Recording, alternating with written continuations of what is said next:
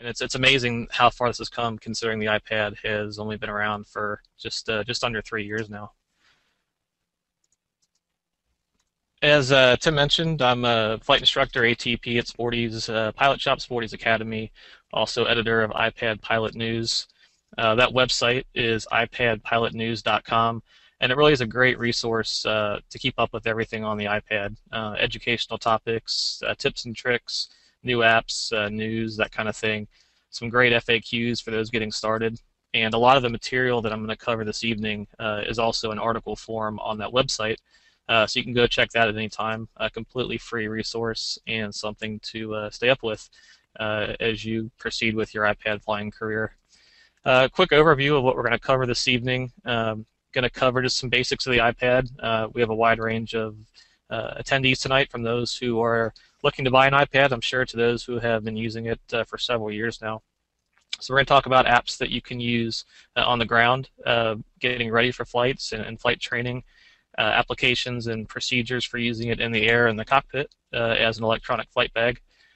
Going to cover accessories, ways to mount the iPad in the cockpit, weather accessories, ADS-B, GPS. Going to cover a thorough pre-flight step-by-step process for how to get the iPad ready each time for each flight, and then wrap up with tips and tricks that we've learned over the years using the iPad in the cockpit. We're going to start off here with a poll that Tim's going to bring up to get a gauge of what the experience level is for the group this evening. Great. Okay, Brett, I'll launch that first poll question here. And everyone should see the poll question on your screen. Please select one that's most appropriate for you and then submit. And once we see that the majority, if not all of the attendees, which we're listing at 390 currently attending tonight, once we get all those in, I'll close the poll and share the results.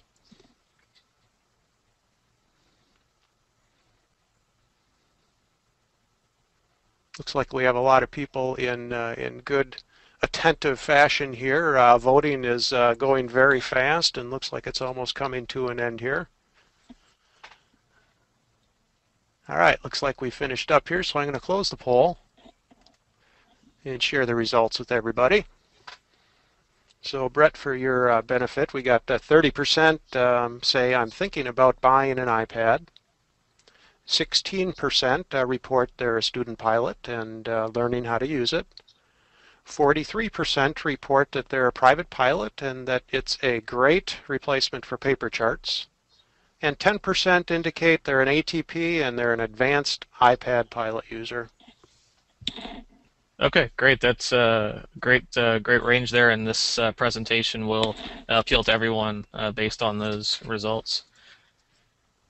So let's talk just beginning briefly why the iPad is so popular. Again, it's been out since 2010, and 4 years ago, if you would have said, hey, make me a 10-inch tablet, make it thin, make it a bright screen, 10-hour battery life, I want to be able to put it on my knee in the cockpit and mount it. I want to have apps that can give me navigation, show all my charts, and oh yeah, by the way, make it under $500. People would have said you're crazy. The closest thing at that time was the Kindle, the e-ink black and white tablets, which before the iPad came out is what my prediction would have been a popular consumer level electronic flight bag for pilots. And then Apple obviously came out with the iPad and no intent for aviation obviously either. They were gearing it towards reading books, watching movies, consuming media, internet. But pilots looked at it and obviously saw all these great features here and said this is a really good fit as a way to transition away from paper charts and have a really reliable tablet in the cockpit. And app developers followed also, and apps came out of the woodwork for aviation, as many as any other industry as far as I'm concerned, specialized industry. And then we're going to talk about a lot of those tonight. So a really good fit in the airplane and for obvious reason. Okay, first we're going to get into some basics for those looking to buy an iPad. There's a lot of factors here to consider, and Apple threw a wrench in it last fall when they introduced the iPad mini. In this slide here, you can see the iPad mini at the left and the iPad, we'll call it regular, on the right. Biggest difference, obviously, is size. And the iPad mini, I think, is a really good fit in the cockpit. People like the iPad regular size earlier, but when they grabbed the Mini and saw that they could put it on their yoke a lot easier, fit on their knee a lot easier, I think it really began to appeal to a lot more people who might have had space constraints in the past or didn't want to deal with a 1.5 pound tablet flying in the airplane. Now, as far as differences, as far as apps are concerned, any app that is made for the regular iPad runs just fine on the iPad Mini. There's no special converting or anything, so all the apps will run just the same on both devices. Obviously, the screen is a little bit smaller on the iPad Mini, but if you're considering charts or other small text, you can always zoom in. And in my experience flying with it for a couple months now, there's really no downsides to the iPad Mini, and the positives far outweigh any negatives. Both have a similar battery life, roughly 9 to 10 hours, and we'll talk more about battery life and what influences that later on. Same memory and wireless options in terms of the storage space and possibilities for adding AT&T or Verizon cell network options. So main difference, the iPad regular weighs about 1.5 pounds, and the iPad Mini weighs about 3/4 of a pound, so about half the weight. And if you are going to use it on a kneeboard or on your lap in the airplane, it really is noticeable when flying with it. Right now, the screen resolution of the iPad Mini is not quite up to the same as the iPad regular. I'd expect that to change here in the next year. And again, that's not something that's really going to influence or affect your flying, but just something to be aware of. It's not the full high-definition screen yet on the iPad Mini. And best of all, it's a less expensive alternative. The iPad Mini starts out at $329, where the larger iPad starts out at $499 for the latest version. So for those looking to start out on a budget, the iPad Mini really is a great option. So once you decide which version you want, next thing you have to decide is what kind of storage capacity. And Apple makes it easy here. They offer three sizes, 16, 32, and 64. And again, those are the same options whether you're looking at the larger iPad or the iPad Mini. And just to give you a point of reference, if you were to download and store all the VFR and IFR charts for the entire country on the ForeFlight Mobile app, along with their documents, it would take about 16 gigabytes. Now, most of us don't have a need to have all the charts for the U.S., including Alaska, which is a big chunk. And let's say you even fly just only east of the Mississippi, that only takes about 5 gigabytes. But you want to think about the future here and expansion, because you cannot add memory to this. And you're probably going to use your iPad for things outside of aviation, possibly a movie or music or storing photos. So you want to give yourself some options and leave yourself some room to grow. So for that reason, my recommendation is to go no lower than 32 gigabyte. Now, again, with that being said, if on a budget, 16 gigabytes can work just fine if you're managing your charts well and you don't need the entire country. But for an extra $100, I think the 32 gigabyte version is a good place to start. Next item to consider is whether or not you want to get the Wi-Fi only model or the Wi-Fi plus 3G, 4G. And what that 3G, 4G option adds is the Verizon or AT&T in the United States feature to be able to have wireless internet anywhere you are in range of cell networks. Not a big deal for pilots, obviously allows some flexibility when traveling. The big difference here, though, is that the 3G, 4G model includes a built-in GPS chip with obvious benefits to us as pilots in using navigation apps in the air. I put an arrow here just so you can tell if you're ever looking at an iPad. If you see that black bar across the top there, that's the wireless antenna for the cell networks. That's how you can identify it, which one has that system. The 3G, 4G option is around $129 premium, but again, the benefit is having that built-in GPS. Now, with that being said, a common misconception is that you have to then activate the cell service for the GPS to work, the 3G, 4G service. And that's not true. Most people buy these with no intention of ever using the AT&T or Verizon service and strictly use the integrated GPS in the iPad. And that works out really well. And one thing to keep in mind, unless you're flying a helicopter low level, very low level, less than 1,000 feet, you're not going to be able to rely on that 3G or 4G data in the air. So you're not going to be able to use that as a weather source when flying, again, unless you're very, very low to the ground. Okay, next thing, Apple made this a little more confusing again in the fall when they introduced the iPad Mini and also the iPhone 5. They changed their connecting cable that connects to the iPad. So on the left there is the 30-pin connector. It's been around for, I think, over 10 years now, starting back with the original iPod music players. And I listed out which devices that use that connector. And now, so Apple is moving forward with the Lightning connector. It's a smaller type plug with the brand new iPad 4th generation, iPad mini, and iPhone 5. So something to be aware of when you do buy your iPad, to make sure that you know which connector it has, because that's going to influence what accessories you purchase or other charging cables down the road. Now, if you do buy one of the new devices and you have the old charging cable, or you have an accessory that needs the old 30-pin connector, Apple does sell a 30-pin to Lightning adapter.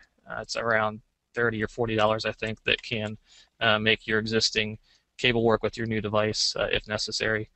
For those that a common question that have the Bad Elf GPS chip, you could use this adapter to make your Bad Elf GPS work on your new iPad mini or iPad if necessary, since the Bad Elf does not sell a Lightning GPS chip yet.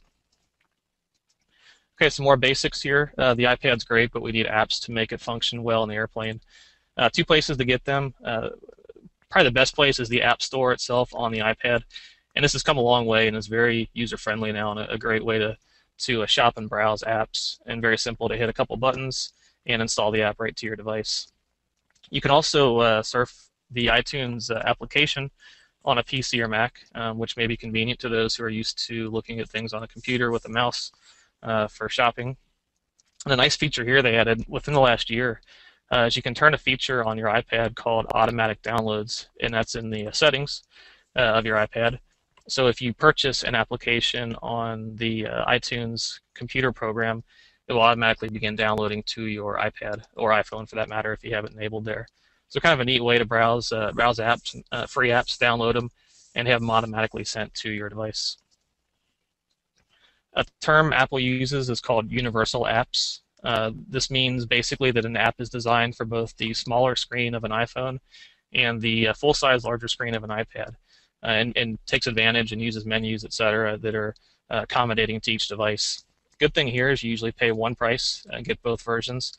And if you look in this little price button here, this is a screenshot from the App Store. That little plus symbol, just right near the price there, that's a quick indication that the app is universal and will run on both devices. Anymore, most apps are, especially in aviation, are universal, the chart apps, etc., because obviously developers know that the main benefit for pilots is a bigger screen on the tablet. But some of the more specialty apps might be iPhone only, but you can still run those on your iPad. They will still install. You'll just have to hit a button on there to blow them up to full screen, but still gives you the same information and still runs just fine. A neat thing that, again, before Apple came along with the App Store, in the past, when we needed new features for software, and really is the case now with more professional software, you have to pay for those updates. You don't just get them for free. The App Store, however, and as far as I can remember since day one, there's not been a paid update unless a developer released a new version altogether. You're going to get free updates for your apps. Examples: ForeFlight, WingX, Garmin release new updates to their apps just about every month, adding new features to you as part of your subscription. So keep close attention to your App Store icon on your home screen. That's what that blue icon is there. And when the little red number appears in the top right corner, that tells you that you have app updates. And very important to keep up on those, A, for new features, but also apps are not perfect, not flawless, and there are bugs and problems from time to time, and app developers are continuously working to improve them, the apps, and fix those bugs. So you want to keep up on that also to make sure you always have the latest stable version of applications on your iPad. And one last thing on the software update note, Apple also updates their operating system. Right now the current version is iOS 6, meaning it's a 6th version of the operating system. It's come a very long way since the beginning. But again, here this is a way to fix bugs and really make sure that you have the most stable, the latest version from Apple. And you can update when that's available directly from your settings application and download and install right on the device. Those that have been flying with the iPad for over a year or so, remember you used to have to do this on iTunes and then connect your iPad. It was really a hassle. Now they've really streamlined this and made it very easy to keep your iPad up to date. So the iPad's not perfect, though. There are limitations. And the limitations I'm going to post here are directly from Apple, and I'll kind of give you my commentary based on experience as we go through them. First is temperature range, and this one can get you in trouble. The temperature range from Apple is 32 degrees to 95 degrees Fahrenheit. On the higher side, the hotter side, is where you're going to get into trouble, especially in direct sunlight. Worst case scenario is you have your iPad on standby mode, in direct sunlight and the screen is completely black, it really absorbs the sun's radiation and heat. And if you're in a warm cockpit without a lot of airflow and the sun is beating down on it, there's a good chance it probably will overheat. Same thing for those who have used it maybe at a pool or outside. When the sun hits it and bakes it, the internal temperature sensor will kick in and shut it down to prevent damage to the battery. So keep an eye on it in like I said, direct sunlight more than the temperature. On the colder end, I've had it working just fine in the 10 to 15 degree Fahrenheit range. The problem here you're going to see is limited battery life, lower battery life, and the responsiveness of the screen is going to go down just to the cold temperatures. The screen's not going to interact as fluidly as it would in normal temperature ranges. So keep that in mind. Apple lists a max altitude of 10,000 feet. Again, I've had this up to 14,000, 15,000 feet in unpressurized aircraft, and it still operates just fine. What's going to happen, though, at the higher altitudes is with the less air density, it's really going to exaggerate any of the heating effects since there's not as many air molecules to cool the iPad. So make sure you're paying closer attention if you are flying at higher altitudes, and especially direct sunlight or warmer temperatures. If you're in a pressurized aircraft, a jet, a turboprop, not really an issue because your cabin's probably in the 5,000 to 6,000 foot range, so you're still well below the 10,000 foot limit there. This is probably the number one complaint I hear is screen glare, and which I do agree with. I'm not sure what they're magically working on, but hopefully Apple is thinking about this long term. It's really a mirror when you get direct sunlight on it, so you have to position the device in a way that you can still see the screen. It's not something you can't get around, but something to consider, especially in a bubble canopy, like maybe a diamond or an open canopy. You're going to have to really work to angle it and think of different ways to position at you. In an aircraft like a Cessna, Cirrus, etc., with a roof over the aircraft, you're going to be able to see it just fine. Certain angles might be a little difficult, but not really too big of an issue.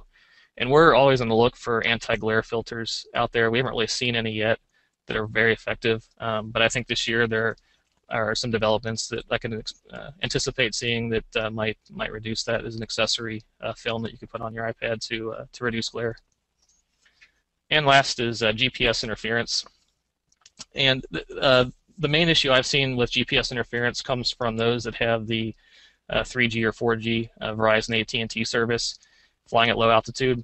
When the device is trying to connect to the cell towers, I had this happen once where I did leave the 3G, 4G service on accidentally, and it did shut the GPS down. And eventually, we ran some more tests and were able to duplicate that. And we're going to talk here later on how to prevent that from happening. But like anything else in the electronic device in the cockpit, you want to go out and test it first in the settings and the type of flying you're going to be doing to make sure it's not going to interfere with your panel mount equipment. Okay, before going into the flight topics, we want to cover some things of how you can use the iPad on the ground, some ways to use it in ways that maybe you haven't thought of during the flight training process or for currency. A couple quick hits here as a FAR reference. We'll show you some apps on that. Knowledge test prep and pilot test prep for student pilots working on their pilot certificate or instrument rating. Existing pilots, there's a lot of apps out there for currency, flight reviews to add ratings like multi-engine ratings, seaplane ratings, and a lot of multimedia training courses to help you with that. So first two apps have here the ASA FAR AIM and another FAR AIM from Co-Developer. Both are around $10. I think it's a good investment to go ahead and have those on your iPad.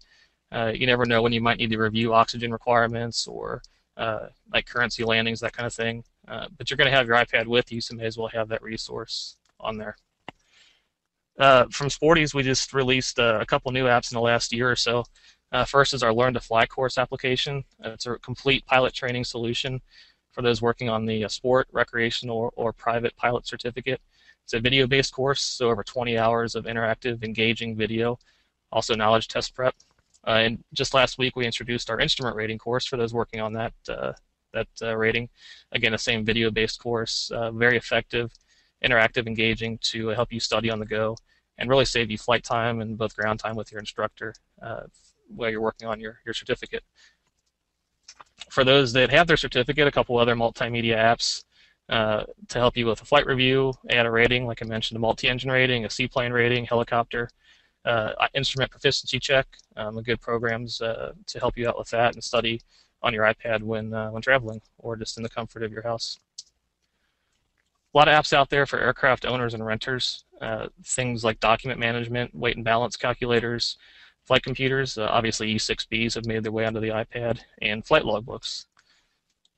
So as far as document management, we'll start off just by mentioning one simple way, because a lot of pilots have ForeFlight out there, is that they have a documents feature, and you can store things like pilot's guides or supplements, that kind of thing. They include a full catalog in the ForeFlight document viewer. You can download AFD supplements, you can download the airplane flying handbook, a whole set of resources that are included free with that. And they just added a new feature within the last week that you can sync your ForeFlight documents with Dropbox to easily send documents from your computer to ForeFlight. So any PDFs you might have, you can keep right there on your iPad in ForeFlight. If you're looking for a little more robust solution for PDFs and document management, my recommendation is the GoodReader app. It's been around for a couple years now, and it's really improved a lot. It's only $5 from iTunes. And things to consider here again is that most FAA books and publications are available free from the FAA website in PDF format.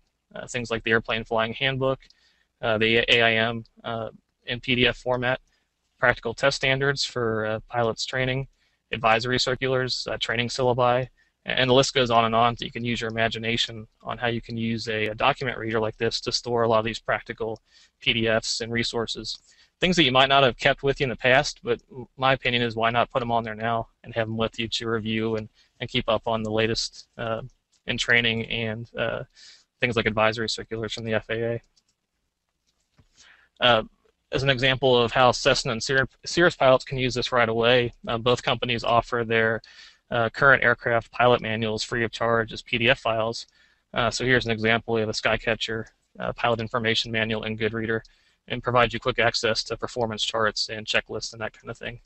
And I will mention here, because a lot of people are curious, Apple offers the iBooks application that's mainly meant for reading books, but you can also import PDFs into that also. Not quite as full-featured as GoodReader, but a free solution if you just want to read a simple PDF. You can do that in iBooks, which is free on the App Store. Our favorite weight and balance calculator is an app called Aviation W&B Calculator.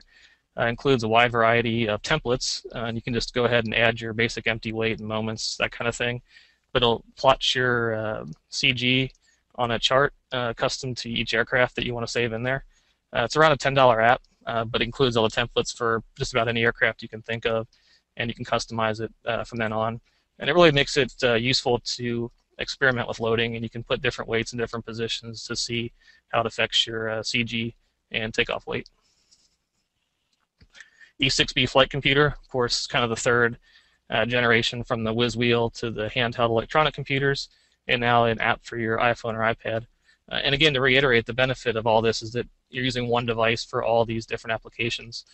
So where you might not carry your E6B with you all the time, or you might leave it in your flight bag, here now you're flying with the iPad on your lap, and if you want to calculate a descent profile, you have an E6B handy to you to be able to do that.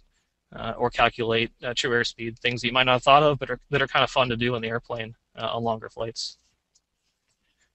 Of course, logbooks have made their way onto the iPad, and they're more than just data entry. They really take advantage of some clever programming to alert you about currency, keep track of insurance requirements, give you alerts when you may be out of currency, and a really good way to keep track of all your flight time in different aircraft. And the two here are the ones that we recommend, Logbook Pro and Log 10 Pro. I'm going to wrap up before we move into the flight apps with a couple more kind of fun social flying applications. In Cloud Ahoy, this is a relatively new app. It's kind of neat, and what it allows you to do is with an iPad with a GPS, it'll track your flight's position and times, and it can even sense when you're taxiing versus taking off, and it'll break your flights down into different segments. It'll run hands-free once you start it up, and you can go back and see your flight path on the ground. It's fun for trips to see, your flight path on a ground map once you're back at your house. Student pilots like it to be able to see their flight path, track things like ground reference maneuvers, their flight patterns, see where they want at bigger airports when taxiing. But kind of a fun app just to have along and get some more out of your trips.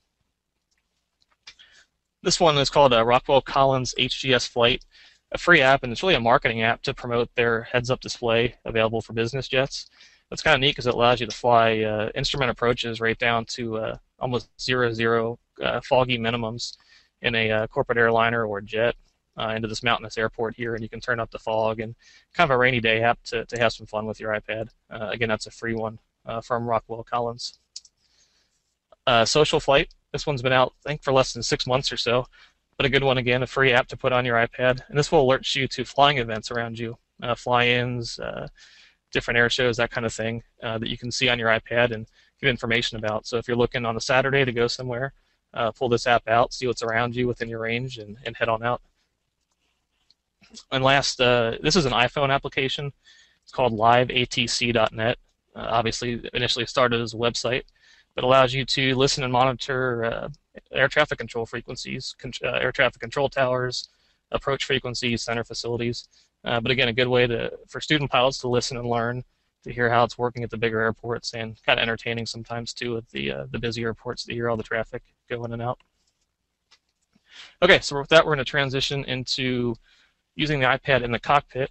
Obviously, this has been the biggest benefit to pilots as a paper chart replacement. That was the initial use of the iPad in 2010. A lot of companies took electronic charts, or took paper charts, and made them manageable in electronic format on the iPad. And that's where pilots really started using this device, and from there it exploded into all the different ways we use it now. So the number one question then becomes, when using the iPad as a paper chart replacement in the cockpit, is the legality of it. Are you allowed to do this and still follow the FARs and advisory circulars pertaining to this type of procedure? And the simple answer is yes. For Part 91 operations, you can use the iPad as a replacement for paper charts. Obviously, you need to have current data, current charts installed on the device. Same thing you would do with paper charts, having current information. But a couple regulations and ACs I have listed here that you want to use as guidance when progressing to using the iPad. Number one is FAR 91.21, which we're all familiar with, having to do with electronic devices in the cockpit. As PIC, you're responsible for determining that any device you bring on board will not adversely affect the avionics or anything else in the aircraft required for a safe flight. And here's again where you're going to want to test out in your particular aircraft and flight circumstance. Bring the iPad along on a couple flights. Make sure that it's not having any effect on your avionics or radios. And if you follow the proper steps that we'll cover in the pre-flight section shortly, by turning off cellular data and other radios on the iPad that you don't need in the airplane, you can greatly reduce the potential for this and almost minimize it to the point of where it'll be a non-issue. Next is Advisory Circular 91-78, and this is really the primary guidance for Part 91 general aviation pilots when considering using an iPad or any tablet or electronic flight bag in the cockpit. They do consider the iPad a Class 1 EFB, and that is the lowest level, meaning that you as the pilot in command purchased a consumer product off the shelf, installed navigation data charts using applications like Garmin or ForeFlight, and you determine that that's a suitable source of information for your flight. They do recommend a backup source, though it's not required, but I think it is important that you do have some type of backup. And they're not too particular here. This is up to you, and we'll talk some more details on this, but a couple quick options are obviously having backup paper charts, maybe not for your whole flight, but for your destination, approach charts, taxi diagrams, maybe a sectional for VFR pilots, or even consider a second iPad or an iPhone, which most of us carry already anyway, having the same charts and navigation data loaded on it. So again, you're not in trouble if you don't take a backup source, but it's pretty smart to still do so. And the other recommendation they have in there is to use the iPad during an evaluation period first. So don't just discard your paper charts, load up an iPad with ForeFlight and go flying. You're going to find that there's a little bit of a learning curve, though not much of one, but you'll have the paper there in case you do miss something. Common errors being not charging the iPad properly or not loading up current data. And if you do fall into one of those situations, you'll have that paper chart there ready as you learn how to use your iPad and best practices for it. So some good advice there in that advisory circular for pilots, and it's definitely worth reading. Pretty straightforward AC. Last is AC 121-76B. This is applicable to pilots flying for hire, Part 121, Part 135, and also applicable to a group of pilots flying Part 91F, which would mean any Part 91 operation with an aircraft over 12,500 pounds, which would still just be GA, things like citations, Learjets, flying personal aircraft. If you are in that situation, you still need to follow the guidance of 121-76B. And this gets into things like decompression testing for pressurized aircraft. It does list out some backup requirements and mounting requirements. So it's not a bad read for all pilots, but just be advised it is only applicable to those groups I listed above earlier, 121, 135, and the larger turbojet aircraft. Mentioned aircraft Part 121, meaning airlines flying with the iPad. I think this is really going to be the year that a lot of the airlines break into it. You've probably heard stories over the last year and a half of American Airlines, Alaska, United, several others transitioning to the iPad.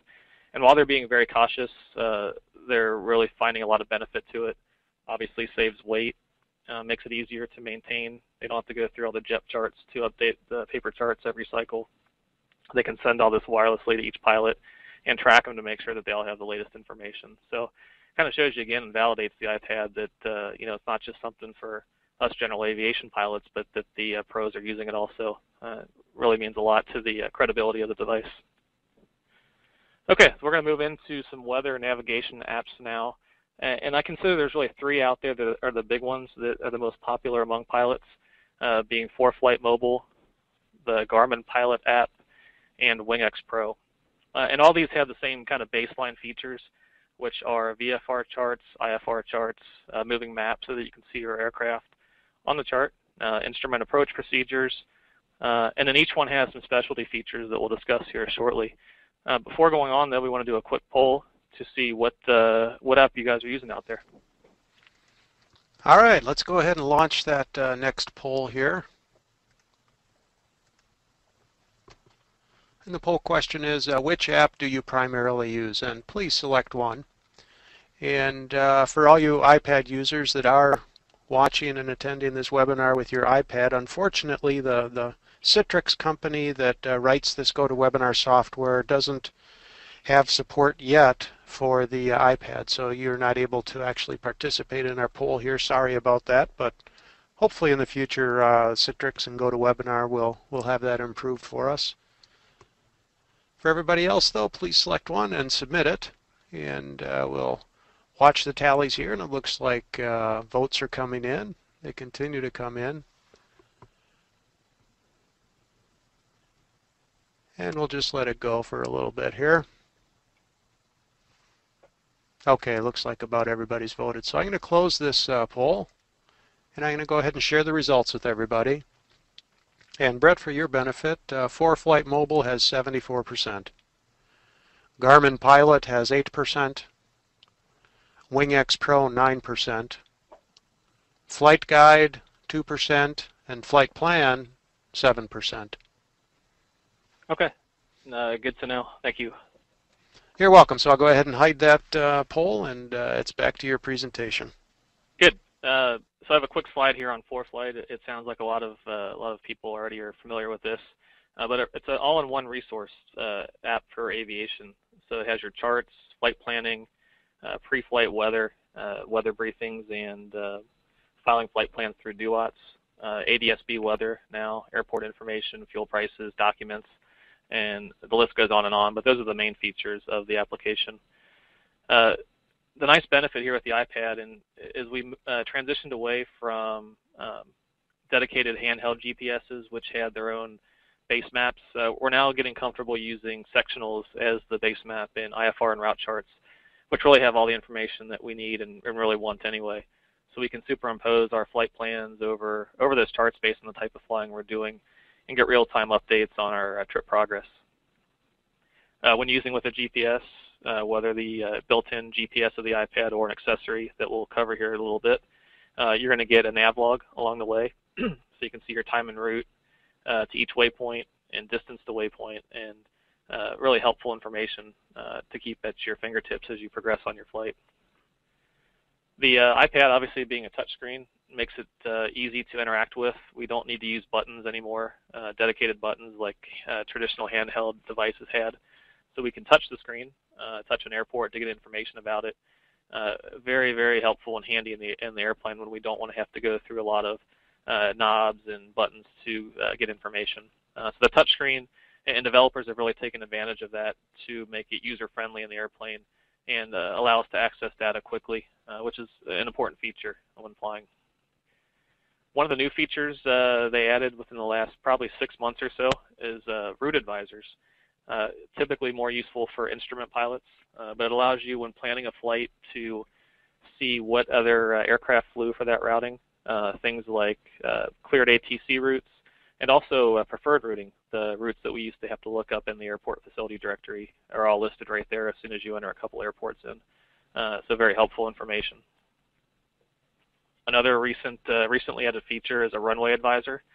And this will show up anywhere in the app, and you don't have to have the Pro feature. It'll show up regardless of where you're at in the app. But it knows when you're crossing runways and taxiways, and will give you both a visual and audio alert to get your attention when you're entering a runway and leaving a runway. So very helpful information to improve runway safety.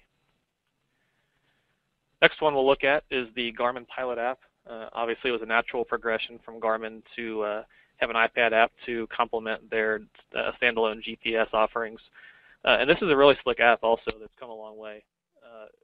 Some standout features of this one are the split view, which I particularly like. You can have a sectional or an en route chart side by side with a taxiway diagram or approach chart, or they have their instrument panel page also, which they've had on their dedicated GPS handhelds for a while.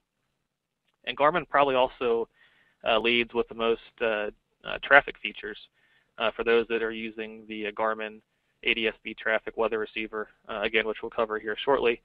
It has a really robust traffic display and filtering system based on ADS-B traffic. So for those that might have that equipment on their aircraft, there's a lot to benefit from there.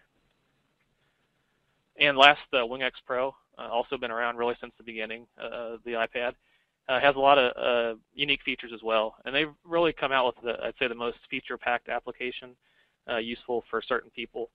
Things like synthetic vision, terrain, an obstacle database, GPWS, and all this is based on GPS altitude, obviously, so you don't want to use it too tightly, but it is supplemental information that can be helpful. And SAR, Search and Rescue Grids, was their latest update, has been very popular with CAP pilots and those doing search and rescue. And this one also has a split view, which can be helpful to display additional information on screen. For those using Jeppesen, this is mainly the professional guys, the airline pilots, and also those flying internationally. It's really the only way right now that I'm aware of that you can get VFR and IFR charts for the globe, basically.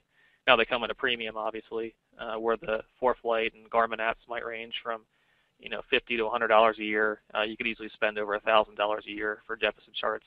But for those who like them, there is value in that, and having this dedicated iPad application as part of the JetView subscription. Another one, flightplan.com.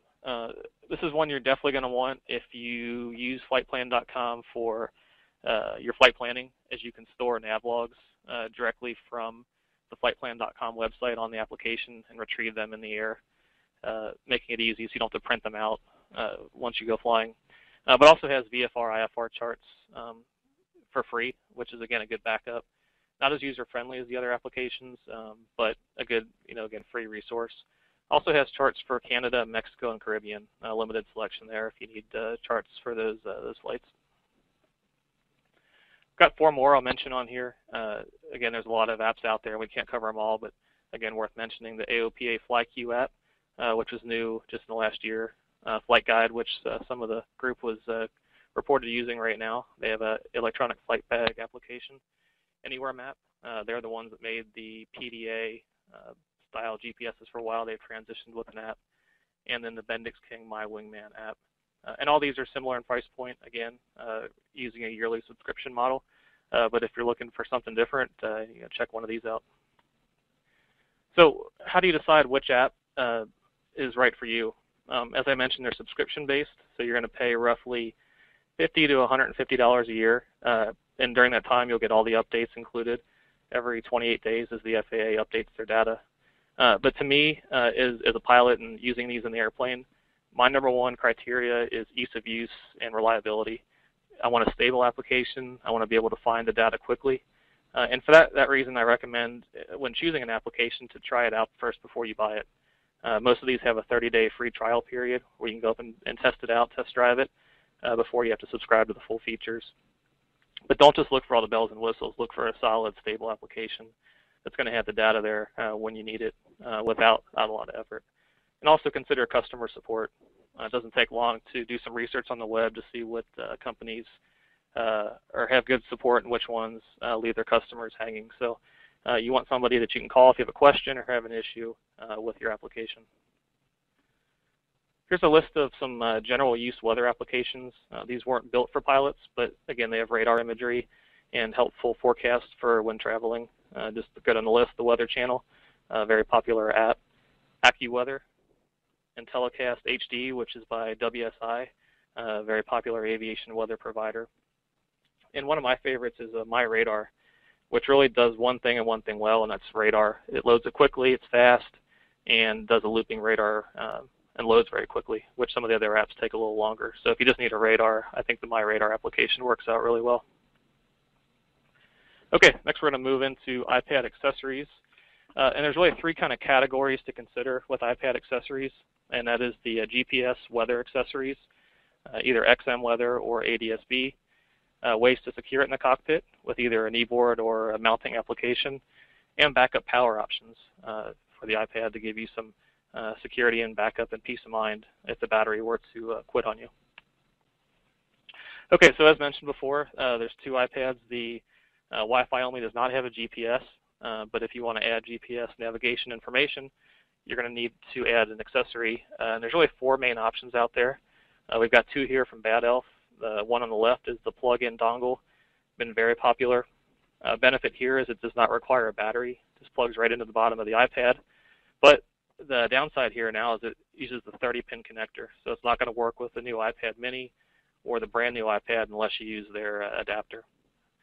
I have been told they are working on a Lightning Bad Elf GPS chip, but it might not be out for a little while. They're still working to get that released.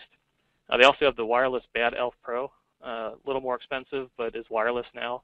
Uses Bluetooth to connect to the iPad, and also has a screen to give you some basic tracking information and GPS status on the screen. The Garmin Glow, another option, around $129, is another Bluetooth wireless GPS. And then the very popular dual XGPS 150, which has probably been around the longest, probably the most widely adopted. And that one's around $99 and also uses Bluetooth. Both of these have internal batteries that can be charged over a USB cable. But the nice thing of having a wireless device is you can put it up on your glare shield or out of sight and stream the GPS information to your iPad wirelessly. One thing to point out here is when using any of these GPS chips is that it will increase the drain on the battery using the navigation services. So instead of 9 to 10 hours, you may get more like 5 to 7 hours on a full battery on the iPad. So something to consider. Okay, next, and this really all kind of started at Sun and Fun last year, were the new breed of wireless ADS-B weather receivers. And what these do is take the free broadcast information that's part of the NextGen air traffic control system, a system of ground-based antenna throughout the United States that broadcasts free weather for pilots, things like radar imagery and text weather. Great thing here is there's no charge. It's part of the government system, so it's subscription-free, unlike the XM, which has a monthly charge. So the first one to come out that was wireless was the Stratus ADS-B receiver. This one will only work with ForeFlight, which, based on the attendance here, is a lot of the group tonight. It has an 8-hour battery. It's integrated seamlessly with ForeFlight, so you have control over the device, and it really provides a great experience in the airplane. Here's an updated map that we just put together back in November of the ground stations. So really east of the Mississippi, you're covered, about 1,000 feet above the ground or higher. and there's no limit on high altitude flight, so it works just as well in the flight levels. The biggest addition over the last year has been in the Colorado area. You can see near Denver, that's really started to fill in. They're expecting this entire map in the United States to be filled out by 2013, the end of this year. Basically anywhere that you have radar coverage right now, you can expect to have ADS-B ground coverage. So they're really making good progress on that ground network system. So here's the products you're going to get. Regional and national radar, updated every 5 minutes. METARs, TAFs, winds aloft, text reports, airmets, SIGMETs, NOTAMs, TFRs, and PIREPs. Go through a couple screens here to show you what some of this looks like. So the weather's displayed on your iPad just like it would be on the ground with internet weather. And a neat feature here with PIREPs, you can just touch one of those just like you would on the ground and get a report of it, which takes a weather report we've had for a long time but really makes it more useful and user-friendly to be able to see the location of the PIREP and read it right there. So that's a really good use of technology to take something that we've had before and make it a lot more useful in the airplane, and really almost near real time. These PIREPs are also updated every 5 minutes or so when using Stratus with ForeFlight. Real-time TFRs in the airplane, again, gives you peace of mind to know what's around you. This is very helpful back in the election season, back in the fall, when TFRs were popping up all the time, to keep track of in the air after you got your weather briefing with Flight Service Station, again, to make sure you're clear of any of the TFR boundaries. And then throughout the app, anywhere that you receive text weather before, you're going to see it again, METARs and TAFs. And as you can see there on the screen, it even gives the source as ADS-B weather near the duration, or how old the weather report is, 18 minutes. Let you know it's coming over ADS-B and not just old internet weather.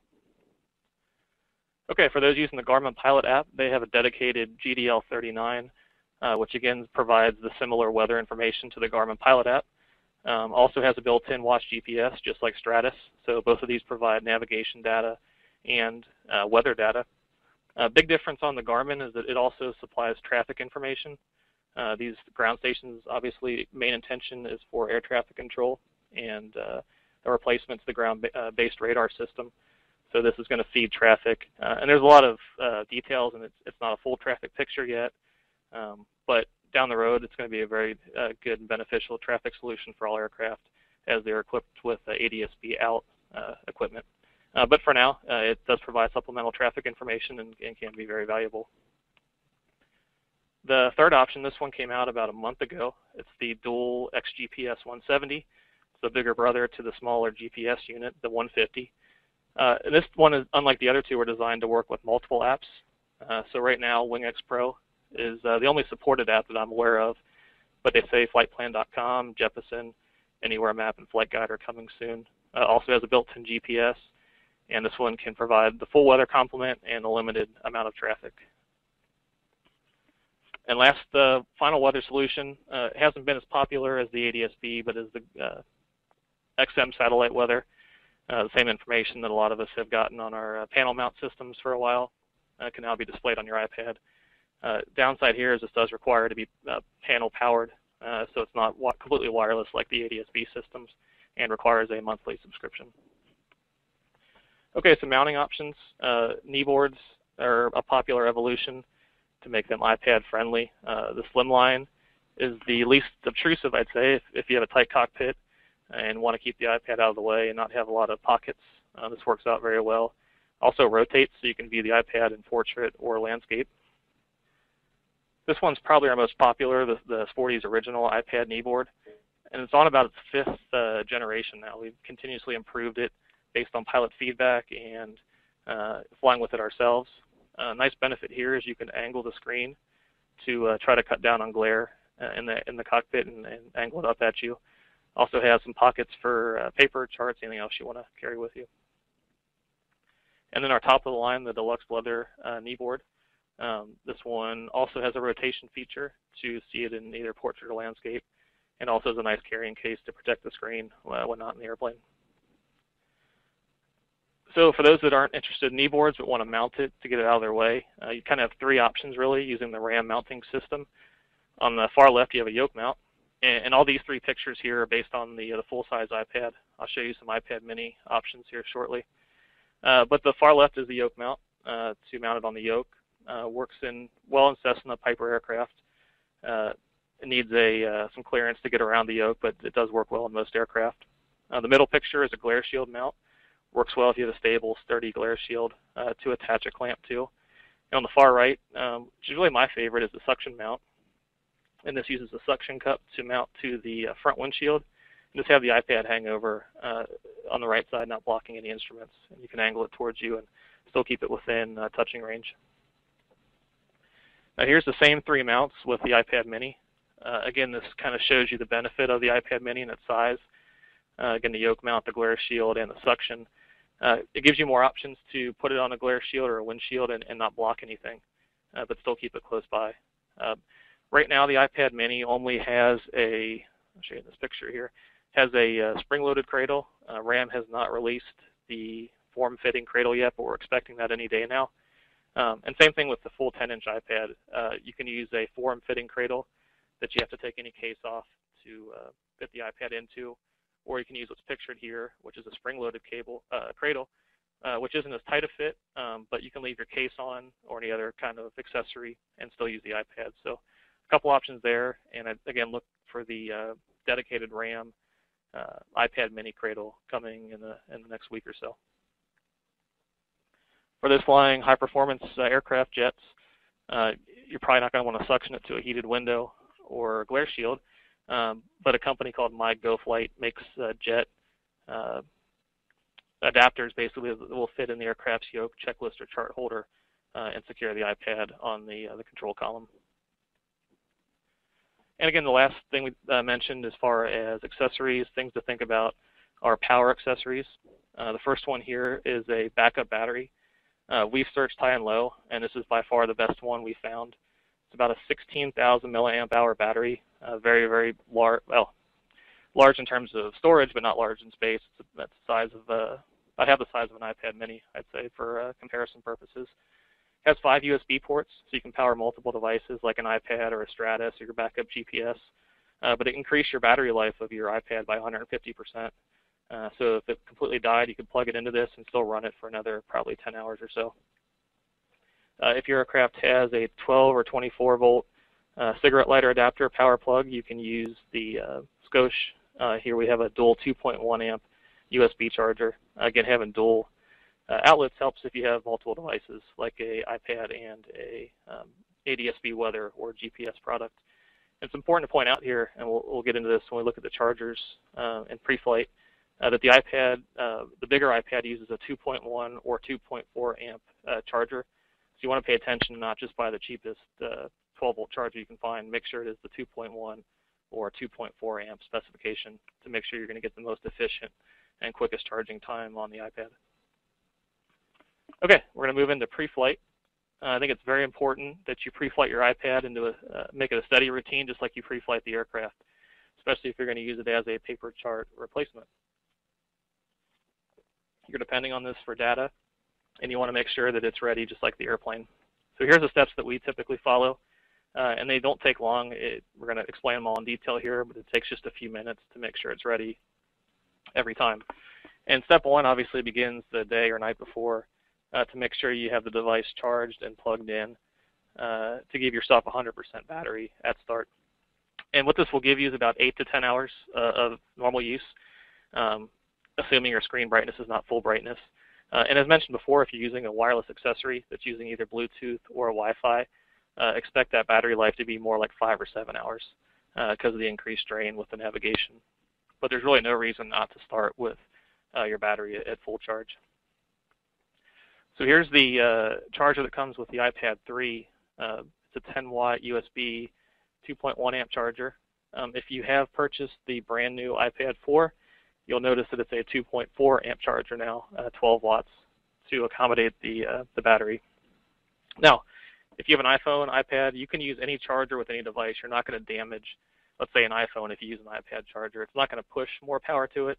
It just allows the higher capacity devices to draw more power, more amperage from the actual charger. But if you want to get the most efficient charging time, 4 to 6 hours for an iPad, make sure you are using the supplied higher output charger or an accessory charger that meets that same higher amperage rating. And also, it's okay to leave the device plugged in if you're not using it. Let's say you have a device dedicated to a flight department or just to your airplane. Go ahead and just leave it plugged in all the time. You're not going to do any damage to the device or wear down the battery by doing that. Next step is to make sure that your apps are all up to date from the App Store. So always do a quick check of the App Store update section just to make sure there's no updates available. Again, these are important. I'm thinking now at this stage of the game, I'm looking for bug fixes. If the app developer discovered anything, I want the latest version of the application to make sure it's as stable as possible for the flight. With that being said, let's say you do install an update within a short period of time before your flight. Make sure you go ahead and run that application at least once before you get in the airplane. Don't hit the update button in the office, let it finish, grab it, and go in the airplane. This happened once where Apple had a glitch in their servers and the applications were not installing properly. So if you installed the application, didn't run it, you'd have gotten out to your airplane and realized that it would not function. And this is no fault of the developers, no fault of the people who made the application, but it was more of a download issue. So check the application after you install an update or install a new one and make sure that it's working properly and that all your aviation data and charts are still on it. Next step, check your aviation databases. For this example, I'm going to use ForeFlight. New charts and data come out every 28 days. ForeFlight Mobile makes it available 4 days, and now they've been doing it more like 6 days ahead of time. So it comes out on usually a Thursday, new chart data. They will usually have it available on Saturday or Sunday, 4 or 5 days in advance. And it's okay to go ahead and update before the chart cycle turnover. What ForeFlight will do is save both the new data and the old data. And at 1 Zulu, on the date that the changeover takes place, ForeFlight will automatically switch over and show you the new data. So there's nothing to do on your part as long as you have everything downloaded. And then after that time period, it will go ahead and delete the old charts. So it makes it, again, very user-friendly, very easy to keep your charts up to date as long as you take the time and let it go for several hours to update that information. But you really have about a 4 or 5 day window each cycle to do that. And that's a good time also to verify that you have your appropriate states and regions selected for your trip, and considering also diversion if you have to go outside of the state area that you initially planned due to weather. So have some states downloaded around your flight also. I like to load airports in advance. Go ahead and set those in ForeFlight just so you have quick access to them. I'll load my route in advance using the route editor. Again, save some time in the airplane and do it ahead of time. And for IFR pilots, go ahead and load any of your IFR approach plates into the binder. Approach charts, arrivals, departures, and taxiway diagrams. They have them all accessed neatly there. Okay, talked about potential for GPS interference, panel mount interference. I'm going to go through about 4 slides here based on different scenarios on how to set your settings to reduce panel mount GPS interference, but also to maximize battery life. Leaving things like Wi-Fi or Bluetooth turned on when you don't need them will decrease battery life for really no purpose. So kind of some steps here you want to go through each flight for that purpose. So if you're using the Bad Elf GPS chip, this is a very simple one. Just turn the airplane mode on, and this will disable all wireless radios.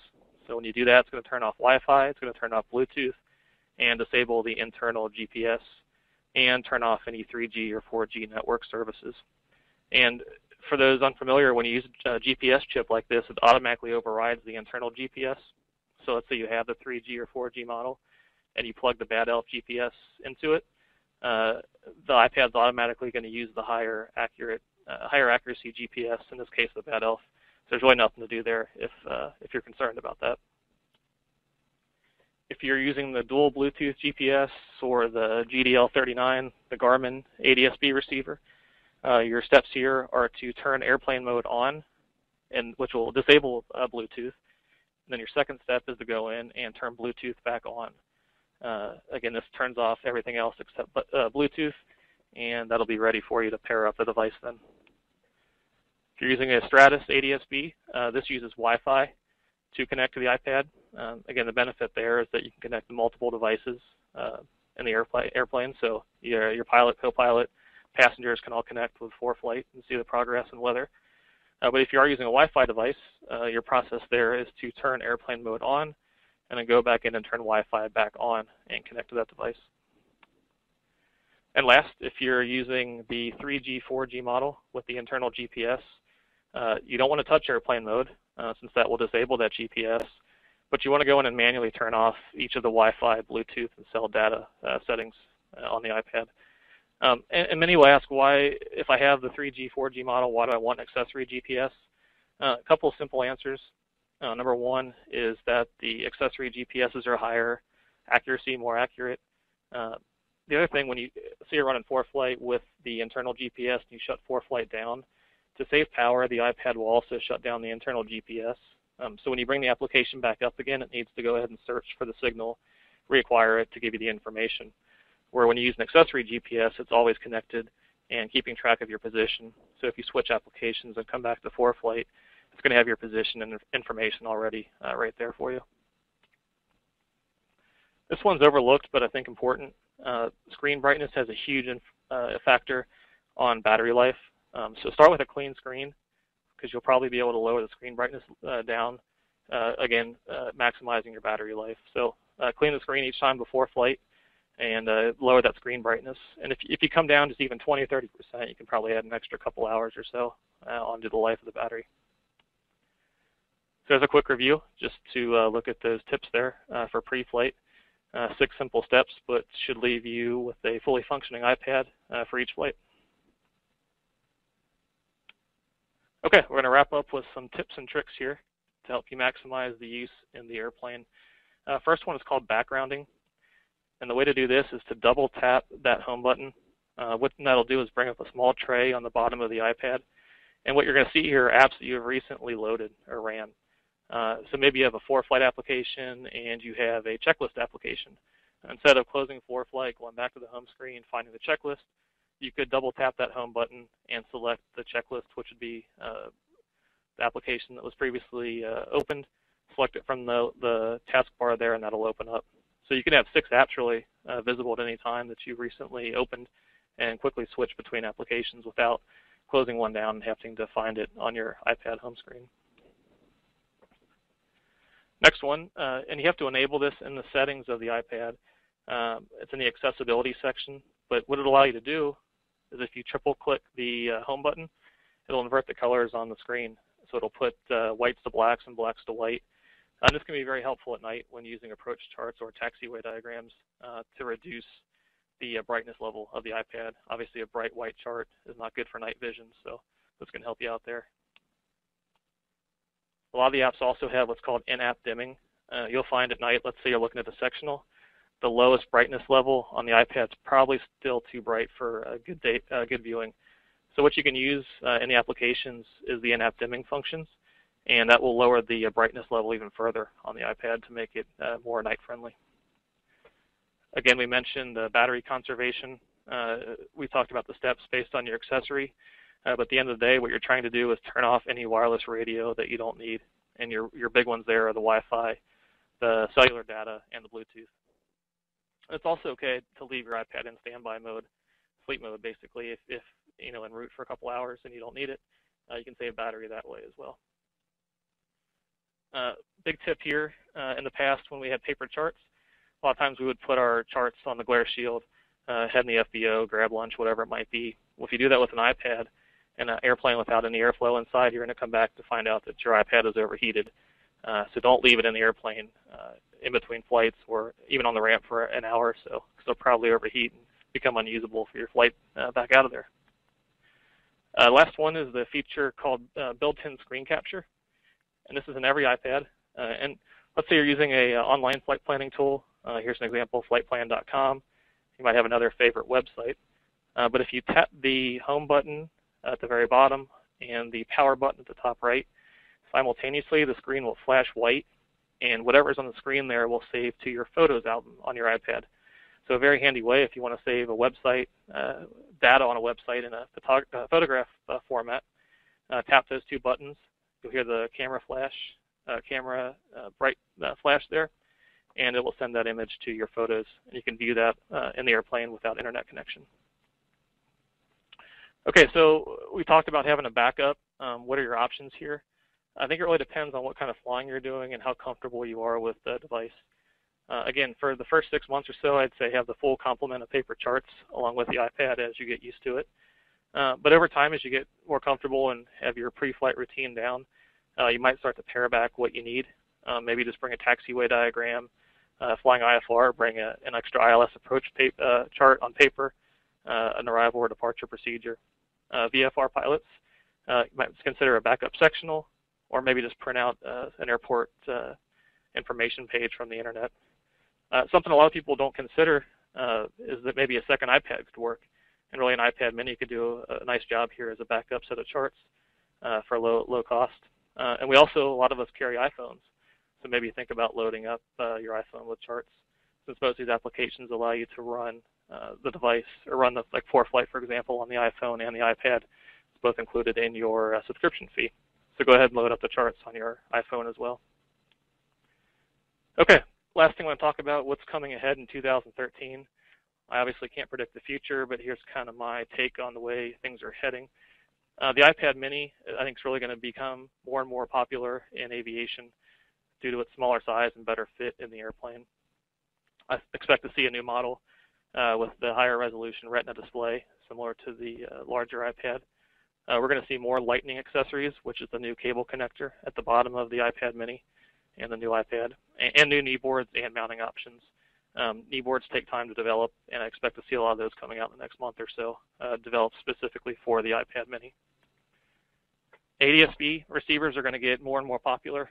We're going to see new features, new levels of sophistication with these devices.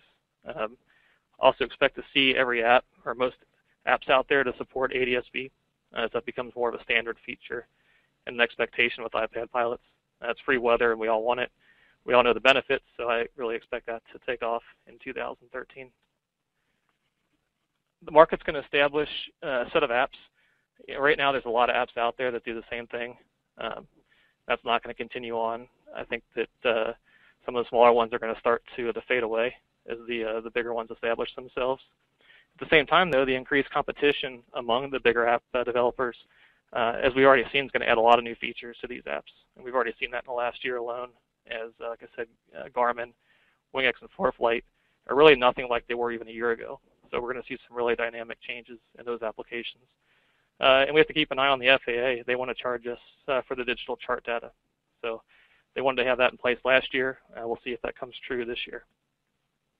And finally, the iPad's really going to become mainstream in professional pilots and the airlines using the Jeppesen application and Part 135 charter operators.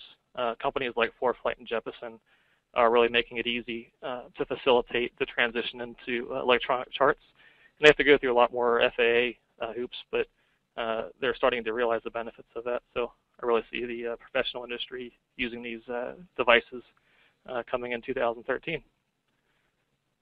One last slide here on iPad Pilot News, just as a reminder.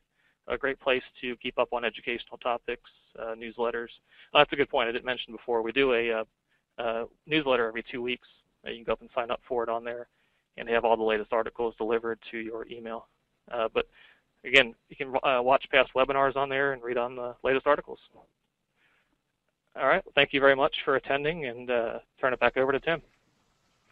Awesome. Thank you so much, Brett. That was a very comprehensive presentation.